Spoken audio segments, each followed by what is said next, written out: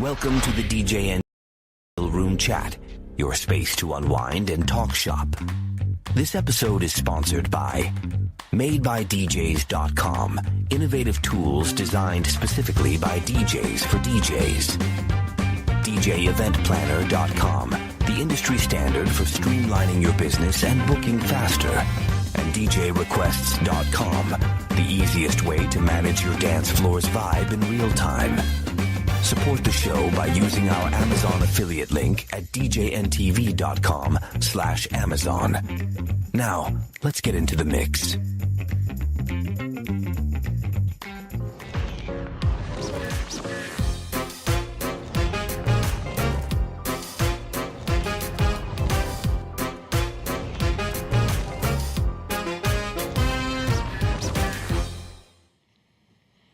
Good evening, everybody. Good evening. Welcome. It is a Monday. It is Monday, and the band is back together. So thank you very much for taking time to join us. Very much appreciate you, and whether you're joining us live or whether this is on recording, I don't really care. You're joining us, and that's what matters. That's what matters. That's the important part. Showing the love. Showing up for people. One view at a time. That's right. So, guys, tonight we are going to evaluate. We're going to pretend that we went to a DJ convention. We all sat in the seminar room. After a period of time, Dan and I got tired of Cubbie snoring, but that's another topic for another show.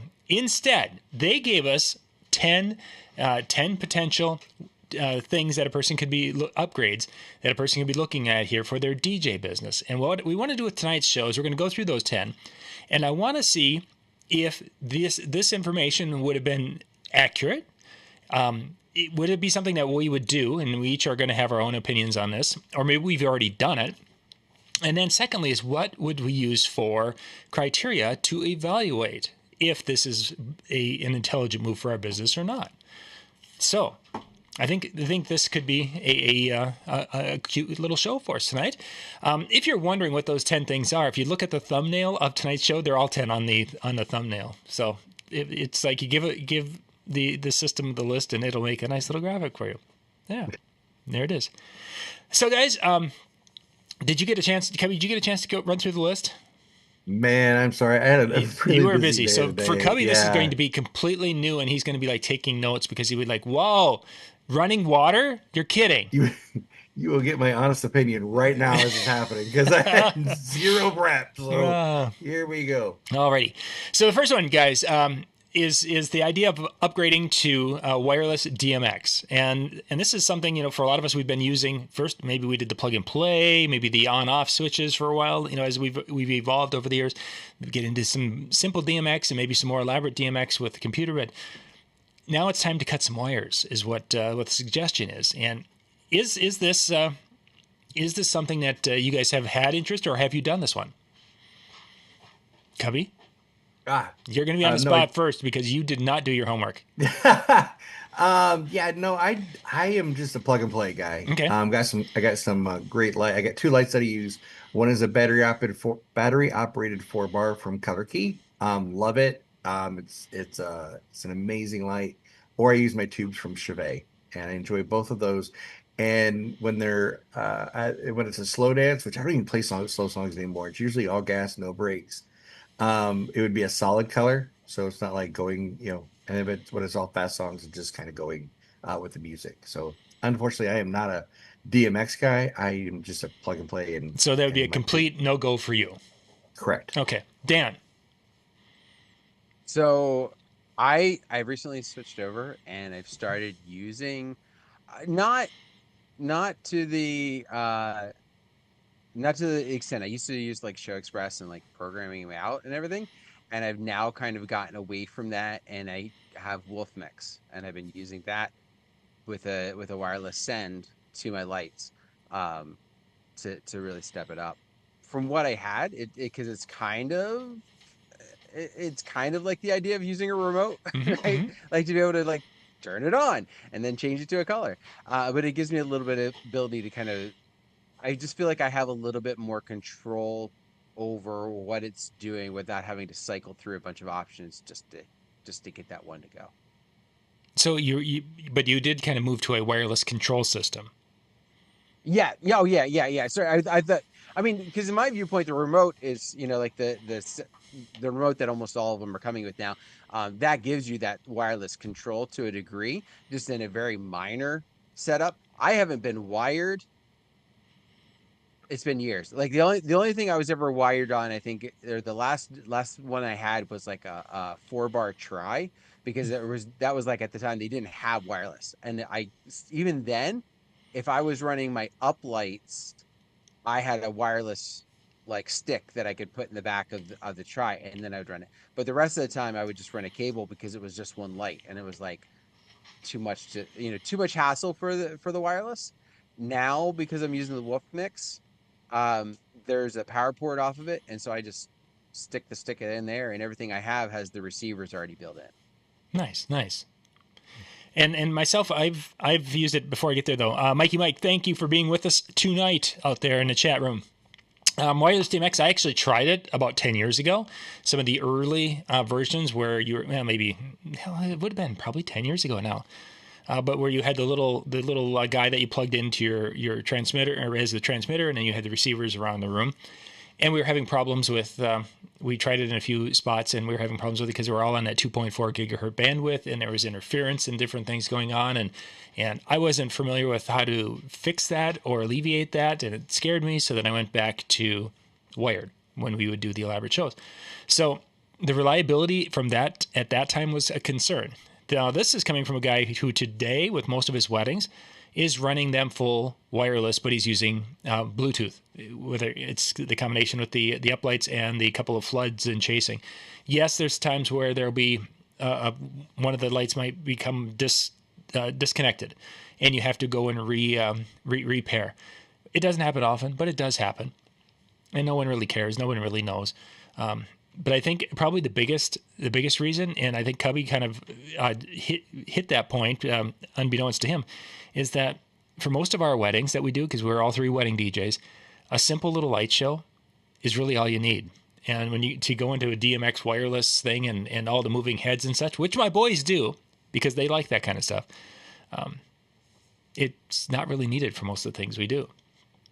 So, and there's a big difference between, I mean, some people are very hesitant with Bluetooth. There's a big difference between the Bluetooth with lighting and the Bluetooth with audio. Yeah. I mean, it's still the Bluetooth, right? But when there's a dropout in audio, people are going to pick up on it. When a light decides to kind of hold on a color, instead of like reacting to the next color, people don't really pick up on that in the same fashion. And I think if a person, one of the things is hiding the wires. If you do need to have wiring and you're hiding them and you're taking care of it, the guests are never going to know. The time I think the wireless DMX would be is if it's a reliable system, and it's going to save setup time.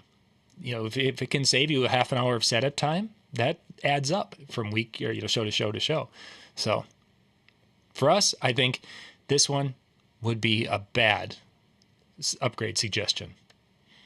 Oh, see, if you're going wired, I think the wireless system is the way to go, because all three of us are saying we're using a wireless system. We are. But I mean, if you had to go and you were debating about a wired or a wireless system, and if you're doing it just because of cosmetics, but if you're doing it for speed of setup, I think then there's your spot. And that's, I think, why all three of us are using wireless, is because it's quicker to set up and it works for us. And most of my lights can't wire anymore. My tubes don't take a wire. Oh yeah, that's Yeah. You fancy guys with your tubes. Yeah. So let's come up to the second upgrade. I thought is we'll stick in the lighting. Some premium type of uplighting. There's cheapy things out there. You can go buy cans on Amazon for like $12 a piece. That'll last for an hour and a half and looks kind of weird. But to go out and buy some professional level battery powered uplighting, which of course we kind of referred to, many of these are going to be wireless capability in that realm, whether it's built-in Wi-Fi or whatever. But wood, and Dan, you've kind of been playing with uplights here quite a bit recently and talking about that. Do you think that's still a legitimate upgrade for a DJ who doesn't have that? I don't think you should be doing premium. That's been my line in the sand lately when it comes to uplighting. I think they need to be professional. but I think there's a big difference between the cheapy can lights that you could pick up at Walmart to the professional line to the premium line. And the premium line is, I'm sorry, it's not worth it. It's not worth it. I've dealt with it. I've run into it. They're not. I've yet to have any of them that are like, oh, they're better. Like, and I don't want to say like, oh, like I've heard this. I've bought the premium ones because I'm like, I want to take care of this problem. I want to have the best uplighting because I'm tired of dealing with whatever may have been the case. Guess what? Has still some of the same problems, if not some that are worse. Mm-hmm. So, I am definitely against the need to spend above and beyond to have the premium. Um, just from that standpoint, I think these other ones, as long as they're professional, you're getting just as good of a product. So I'm looking right now on Amazon for the cheapest uplight, and here's a 4-pack of mini rechargeable power lights, 4-pack with their RGB, and they have 12 RGB LEDs in them, and they're coming in at a pack of 4 for $92. So you're talking $25 a piece for incredibly cheap ones. And you're Can saying, we use names? huh? Can we use brand names? Oh, certainly, yeah.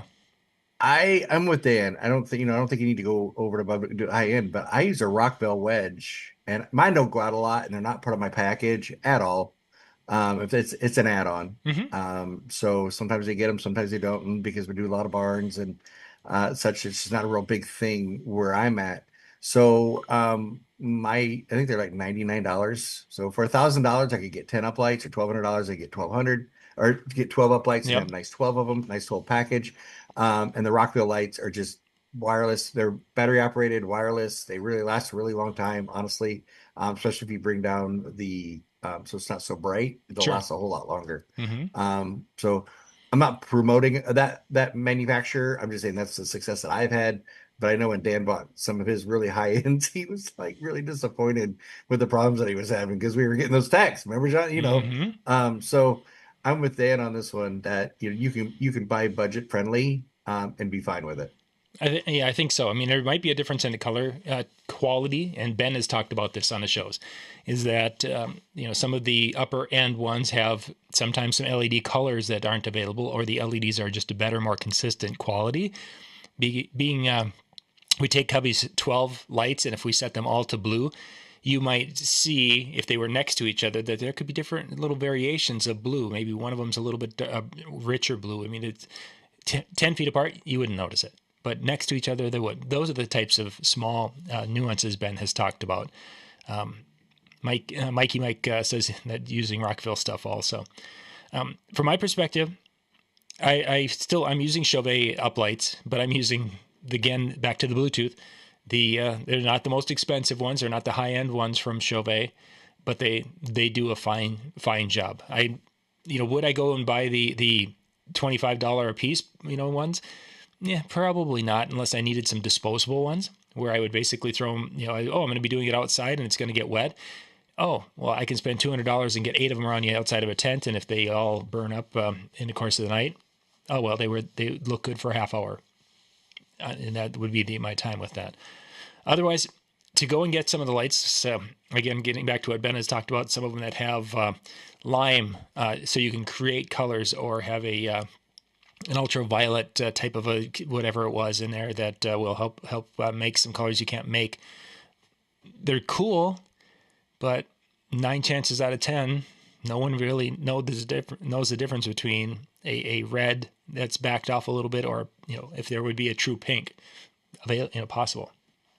And that Rockville has that capability. It's it's RGB, AW, UV, something like it's. I don't know. It's got it all, and Yeah. I just use my remote packet, and boom, it's so easy. Yeah.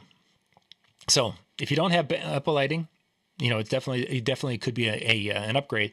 It's just, I think this is a spot to do it wisely for your application. The other piece, and this has been kind of my frustration. I mean, we talked about some of the different quality aspects of it as well, but also, think about where your uplights are. For 95% of your lights, they're along a wall. No matter the fact that they're a bright light shining up against the wall, somebody's going to kick them a lot. you know, and I've had my expensive ones, I've had my cheap ones kick. They both lasted, but if they were going to go out, is it going to be a bummer? Yes, but it's going to be a lot less of a oh my gosh if you know the $150 one or whatever goes out versus the $500 one that goes out. So I think about just wear and tear kind of aspects, and if you had to replace, which is going to feel a little bit better. And there comes the numbers and dollars and cents really quickly that can add up when kids are, involved with the process. All right, let's jump to the next one. Facades. There's still people out there who are buying facades or DJ, the consoles, the DJ booth things. Are those, if you don't have something like that, if there's someone like me who still likes to use our taller table, do you think they're worth investing in as an upgrade to your system? Yes. Go ahead, Cubby. Yes. I have been. I use Danny Max. It's no surprise. He came out right after everybody in my market was starting to buy a Joe Buns, so I went Danny because he just came out at the time. Get so many compliments on my stand. So many. Oh my God, this is so cool. They look great. My setup time has been greatly reduced. In setting up and the time that it takes me to set up. But it was not an early investment. If I was just starting out, probably not. I have the old back in the day, I had the old DJ's Kurtz table topper where you put it in it, slay. You remember that one? Oh yeah. Yeah, I still got one of those in my garage. I still love it. It was white on one side and black on the other, depending what the color scheme was. So I'm a big fan of covering your system and making it nice, clean, crisp and clean look. And then like I said, so I moved from the DJ's Kurtz table topper to the Danny Max and have a look back. Like I said, people love it, and it's easy. It's pretty easy. I'm gonna, despite the fact of what I have for my own gear, I'm gonna disagree. I don't. I think if you're bringing out your gear and you're setting it up on a table and you don't have a coffin to keep everything kind of nice and tidy and everything already wired for you, yeah, okay, yeah, 100%, you need something. But if you've got a nice looking coffin type of setup and you're running your wires in a right way where nobody's even paying attention to them because they're hidden and they're set up the right way, you can be just as quick with that as anything else. In fact, I can be quicker with my setup that I do. Like I have a small one that I use for certain situations. I can set that up faster than I can my Danny Max. I can set it up faster than I can my rolling booth. That's why I actually have it for a couple certain situations. I love my booth. I think it's great. And if you have a sloppy setup, I think you 100% need a facade of some sort. But I don't know if it's one of those things that I would put on a high priority list if you've already got a clean, coffin type of setup to, keep everything wired and ready to go for your setup. Go ahead, Kevin. I would say, yeah. I was going to say it depends on where you're at in your career. Like I said, if you're just starting out, yeah, coffin case, nice cases. If you're 5 to 10 years into your career, and you're doing well and you want to change it up, by all means, like I said, then maybe look at investing into a stand or of some sort or whatever. I think it's also where the person who's listening to us is in their career and what they may need. So you will stand out. There's no question about it. Like having the Danny Max, the Joe Bun boost, having the Toadmatic or something along those lines, you will stand out. And it does give you, like with my rolling booth, right? I got the TV on the front. It gives you the opportunity to have some upsell other options available to you that you obviously don't in those other settings. So definitely like I've not seen, it's not something that I charge extra because I bring those boosts, but I've turned the eye of quite a few different other vendors and even some people that are like, I love this. I love the way this looks. So it is a good thing. Don't take it me as saying it's not a good thing. I just question the need potentially. Kevin, when you made the jump to the booth, did you change your rates based on having a nicer looking system? No, I did not. But then when I realized it was easier quick sale, I did raise them up shortly thereafter. Okay. Yeah, I got it out there, got some photos, got all the compliments. I'm like, wow, this is really working. This is really easy. And then in the sales, within the sales process, I sent him a picture of our setup, and like, wow, that like no. At the time, Mm-hmm. now everybody's got a booth and their brother.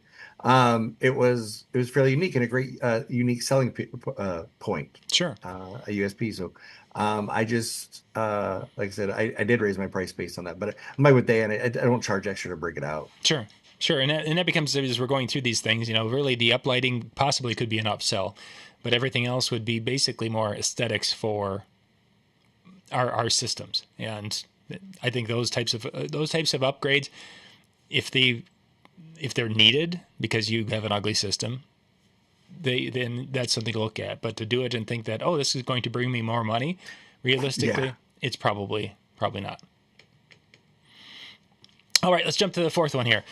This one actually hits on two of our sponsors, digital QR code signage and interactive request hubs. So the first one would basically be not digital version, but QR code signage, which is what made by DJs, what Michael's doing. And the interactive request hubs is the DJ requests that Brandon is involved with. Do you think tools like this are going to be something that people are going to be utilizing and would make sense for them? Complete waste. I'm just kidding. It's just I had to because of legitimately being two of the sponsors, and just because I could have some fun with that. No, I think there's definitely a time and place for that. I'm seeing more and more where especially like the QR code leading to a request hub, leading to the ability for them to request a song where they can just do it from wherever they're at, right? Like I don't think people are afraid to come up, but I don't think they want to step away from where they're at. Mm-hmm. So the ability to scan a QR, put in a request, or even if you have like on dinner tables or something like that, the ability for them to kind of scan and put some songs in for later. Like, hey, these are my jams. These are what I want to be able to dance to, and I don't want to wait for a half an hour of you playing other stuff for me to know if you're going to play something I like. I'm going to get it in early. Mm-hmm. So I think there's definitely some benefits to that, and I can see where they would be a good way to improve and kind of get that interaction with a guest without having to, you know how when they come up and you're like, hold on, I'm in the middle of a mix. Yeah. Like you don't have to worry about that. You get it at the ease of when they want to do it.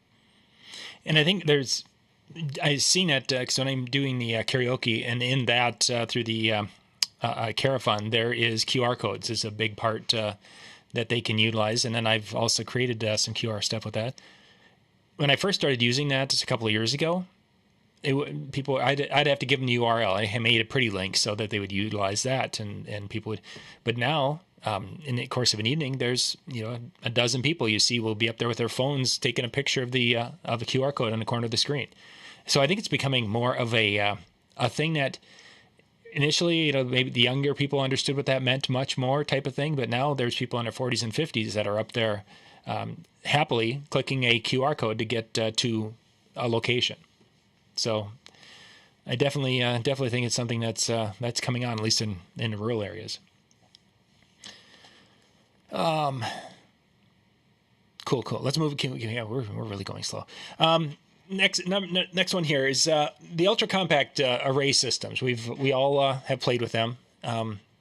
If you don't have that, is it worth making that type of an upgrade to your wedding system? Cubbie? Yes. Dan said yes. Sorry, I jumped the gun. Cubbie, go ahead. No, you're fine. I ever since they came out, I've been on board with them. I really like it, mostly probably because it saves my back and putting speakers on speaker stands. But yeah, I love my Evolves, and I think I would invest in those very, very quickly. Yeah, I would. I'm right there with you guys that they're a good investment and definitely an upgrade going from that. With that being said, do I use them all the time? No. Are they in this year? Have they been my most used speakers? No. I've been doing smaller events. So I've been using two 12-inch subs and two 10-inch tops, and I can move them around and do what I need to do with those. And if I have them and are outside and they get wet and I ruin one of them, I don't feel as bad about that as ruining one of my Evolve 50s. I would say though, if you're only going to have one, the array is not the way to go. If you're only going to have like, I don't mean one speaker, but one set. I don't think the array is the way to go for just what John said. Like, think about this. Even if you're not doing subs, if you're just doing tops, you're probably putting them up on a tripod. Whether, if you're doing an outdoor event, those arrays, you need to put something under them, or you're going to be like frustrated if they get wet, right? So, that's just an extra piece to think about when you're trying to decide if it's good or not. But definitely a good addition. Definitely. Next one, backup power, specifically our Jackeries or these little Blue Yeti type boxes that will give you a runtime with a device, a plug-in device. Is that something, if you don't have those, would you recommend getting one of those and having it with you pretty much on a regular basis? Good, Cubbie. I jumped the gun. No, I have one. Again, depending on where you're at your career, mine sits in my car at all times, ready to charge in case, like for ceremony sound, the power's too far away. I don't have the biggest one in the world. I mean, I use a Jackery. Once again, don't mean to name brand drop. That's just happened to be the ones that I use. I didn't get the big one. I got a smaller version, mostly for ceremony sound. And if I had to run my system off, I could probably do so for about 30 to 45 minutes. But I would know going into it whether I needed to run power somewhere or whatever. But I do think as a backup, and like I said, you don't have to get the biggest Jackery. And if you wait till Prime Days, they're really, really good on sale. And I would say, yeah, if you had the means and it fits your budget, and once again, depending on where you are within your career and what type of events you're doing, in my instance, yes, I think so. Get it. Just get this, pick one up, be glad you have it. I struggle with the idea of necessarily maybe using it for backup, but ceremonies, hands down, if I'm doing a ceremony, it's with me. It's in the box ready to go. A couple friends of mine have have a couple, and they send it along with their photo booths also. Yep. Because a lot of times, especially for photo booths, where they want to put you and where the cable needs to run isn't always the greatest option. So having a decent size, again, you don't need the 2,000 watt Jackery, but a good 1,000 watt will get you through an event, for your photo booth in most cases. So definitely, I recommend. Yeah, awesome. yeah, and the wattage was where I was going to head. Is that 1,000 watt is kind of a sweet spot, I think, for mobile DJs. If you get into the 2,000 and 3,000 watts, they will do the whole show. 2,000 watts will take your DJ LED light show and your speakers and probably run the whole night. 3,000 watt would do the lights, the speakers, and bigger subs without too much of a problem for the night. But 1,000 watts is a nice spot. And Mike Holtz here. Thanks for joining us, Michael. Used Jackery for a wedding, and the power kept when it was going off and ran for 3 hours. Excellent. That's what we like to hear, because we've been using them ourselves, and it's always nice to hear that when we're making recommendations of gear that others are having the same thing. We're going to hit the next one, Dan's favorite, getting AI generated audio branding and such that you can do DJ drops at your event. So you can now have DJ Cubbie Powell, but having the AI version of it. So He started with you, Dan, so go ahead. Yeah, even though you really let me use my name into it, but use your name, so I'm like, am I letting him go again? Yeah. Me personally, originally when we got this list and stuff like that, I was like, you know what? I'm putting this at number 10. I'm putting it at number 10. But you know what? I've changed my mind slightly a little bit about it as I've been thinking. I don't want an AI generated drop that's like DJ Dan Carpenter. Like, no. But an AI drop where you got the couple's name going in, or you're putting it over top of like an intro of a song, like with this sounds like it's that artist doing, like, shout out to, Katie and Tom and their awesome wedding. Something like that, where it actually sounds like it's that would actually be really kind of cool in the beginning of a song. Yeah, if you like that would be neat. That's where I'm thinking you could do it. If you could have someone who sounds like famous, that would be neat. How many people would think of the Little John or Huey Lewis up there, just introducing the bride and groom's first dance? That would be awesome, man. The money that people would throw at you, you probably wouldn't even get out the business cards. It'd just go pew. I don't use the QR code that we talked about earlier. Yeah. They're all scanning it. I don't use it. I'd use it I have one for a corporate event that I use. and I like it, and it gets a crowd ready for the event before I get ready to start. It's an award show type of event. So I have one for that, but never really thought about using it for using the couple's names or anything. I figure I'm pretty good MC myself. I don't really want to, you know, throw out like a fake Lil Jon or Lil Wayne something, Just trying to keep it real. What's wrong? Yeah. Yeah. I mean, so when we were at DJ's Assemble, like a couple of people were spinning, and Nick McPherson and Vision, he did this where he started off his set, and it was like coming to you from the Sky Armory and blah blah blah, and like it was all AI done. Like there was you could tell in a lot of aspects that one was, but that kind of thing that I'm thinking of, in a way to kind of personalize it in such a way, especially if you can get that artist or sound alike. I think you could have some fun with it. Like you could really, kind of surprise the guests. And again, I would not, I would do it for the first dance, but at some point during the night where it would be kind of a cool little place to just drop it. Yeah, I could see it. Yeah, that's a kind of a neat idea, neat take on that, Dan. I like that. Let's keep going here. Getting into a live streaming rig where a person's basically going to have the capability to live stream the event, whether it's to a second room or to a guests who couldn't make it. Is it something would that be an upgrade that would be worth looking at? No. It has its purpose if you're going to get into like higher end AV type of work and you're looking at maybe doing some different corporate type things, but I think there's a huge jump there, and I don't think the market's there. I mean, like 2020 through 2022, I think this may have been something that would have been great to have.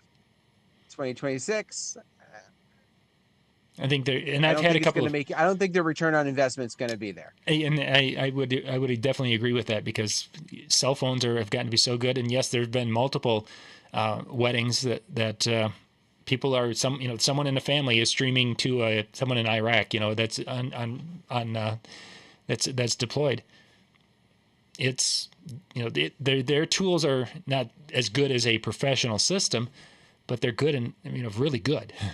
That somebody can be tens of thousands of miles away and still feel like they're involved with the day. So for a DJ, unless you're going to do it corporate wise, I would agree, Dan. Yeah, not worth it.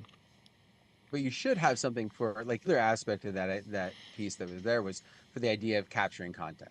Yeah. Like to for your own personal, like I want to cut it down to a couple of clips for a reel. Perfect. Like that, yes. But for live streaming, no, not so much. Not worth it. Our last one here, guys, and Dan, I think you actually do have these with the some high-end in-ear monitors.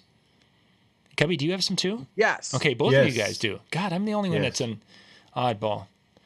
Maybe I should I should wear, because I mean these are my high-end in-ear monitors, but they're wired. I have wired. I have the Ultimate Ears, customized with Cubbie logo. So I got like one side has like the Cubbie logo, like little bear in it, and the other one has the C in it. Also helps me let me know what side I put it on. Yeah. Love it. Like I said, they're the best. And so like Ultimate Ears, Tony Baraz, amazing. So when you're wearing those at a show to cue and such, do you have to take those out for people to talk to you, or okay? Yeah, they are definitely noise canceling, which is nice. Well, but I will also say there are different levels you can get, and I got mine with the plug that you can remove, and you can hear a little bit of like if somebody's right next to you. Now I take mine out just because it's like I kind of feel like if they can see that that's in the ear, like they're not gonna and they're trying to talk to me, they're gonna think that I'm not really actually listening to them, just going okay. But no, I highly recommend it. I was against it for the longest time. Not really against it, just from the simple standpoint of like trying to figure out how I was going to be able to be on the mic, but also have them in it, because my mic doesn't go through where they're going to be plugged in, right? Because they're plugged into my main box or into my controller. So that was the piece that I was kind of most concerned about. After using it for a couple weddings, like where I was just like, I'm just going to pop them out, I'm going to use the mic, and then I'm going to pop them back in.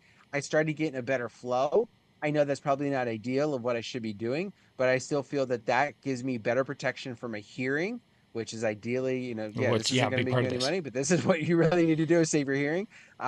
Is going to be the best long term. The one thing that I am going to say, I know they sell a longer cord. I got the longer cord. I move around. It was constantly pulling itself out.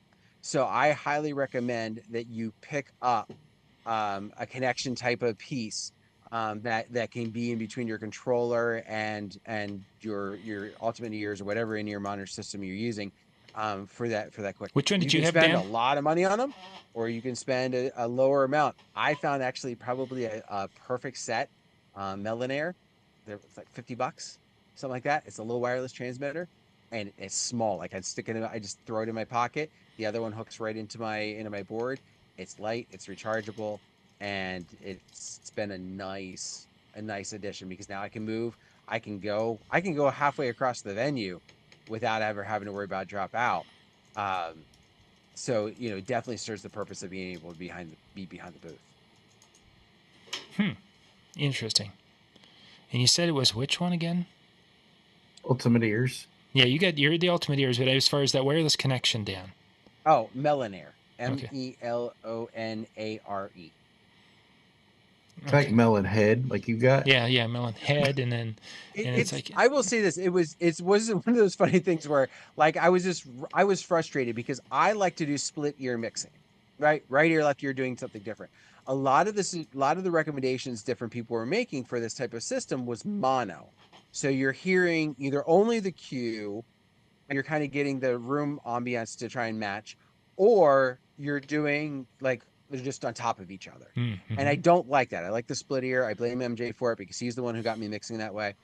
But like I said, that was your only option. These give you the ability to do mono or stereo. And for the price point, I was like, it's worth giving it a shot. It's worth giving it a shot because it was just like I can't really lose here because if they're that cheap, I can send it back. There was a couple other options people recommended, and I felt really bad, like because there's some people that we all love and consider good friends because they do awesome things for this industry, but I couldn't spend what they were for basically just being able to plug my headphones in. mm-hmm. Like that's really all this was, like giving me that extra, 3 feet to work with. I'm like, like no. What was it? The spelling of that again, Dan, please. I'm gonna Lonare. M-E. It keeps resetting to millionaire. Because that's what you are. M-E-L. O-N.